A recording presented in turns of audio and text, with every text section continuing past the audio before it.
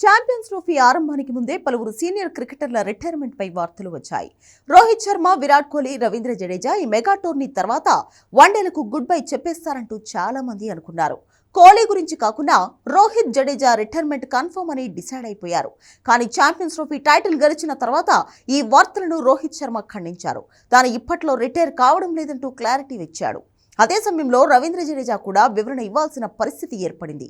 ఎందుకంటే మ్యాచ్ జరుగుతుండగా జరిగిన ఓ ఘటనతో జడేజా రిటైర్మెంట్ పై వార్తలు గుప్పుమన్నాయి. ఫైనల్లో తన 10 ఓవర్ల స్పెల్ పూర్తయిన తర్వాత జడ్డును విరాట్ కోహ్లీ ఎమోషనల్ గా హగ్ చేసుకోవడం ఈ వార్తలకు బలం చేకూర్చింది.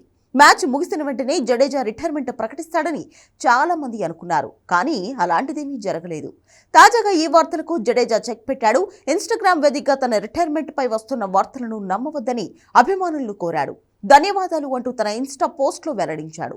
దీంతో 2027 వరల్డ్ కప్ వరకు జడేజా క్రికెట్ ఆడాలని అతని అభిమానులు కోరుకుంటున్నారు. ఫైనల్ మ్యాచ్ చివర్లో పాండ్యా అవుట్ అవడంతో క్రీజులోకి వచ్చిన జడేజా విన్నింగ్ షాట్ కొట్టాడు. జడేజా క్రీజులోకి వచ్చేటప్పటికి భారత్ విజయానికి 15 బంతుల్లో 11 పరుగులు కావాలి.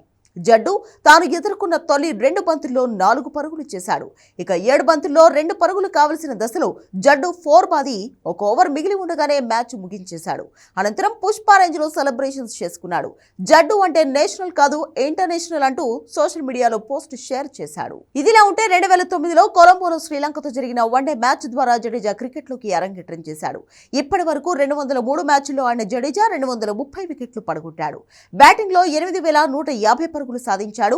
గత ఏడాది టీ20 ప్రపంచ కప్ తర్వాత జడేజా పొట్టి ఫార్మాట్ కు రిటైర్మెంట్ ప్రకటించాడు. అయితే స్వదేశంలోనే అతని రిటైర్మెంట్ ప్రకటన ఉంటుందన్నది పలువురి అభిప్రాయం. ప్రస్తుతం ఐపీఎల్ తో మరో 2.5 నెలల పాటు భారత క్రికెటర్లకు అంతర్జాతీయ సిరీస్లు లేవు. ఐపీఎల్ ముగిసిన తర్వాత టీమిండియా ఇంగ్లాండ్ టూర్ కు వెళ్లనుంది. ఒకవేళ జడేజా వన్డేలకు గుడ్ బై చెప్పినా టెస్ట్ క్రికెట్ లో మరికొన్నాళ్లు కొనసాగుతాడన్న ప్రచారము వినిపిస్తోంది.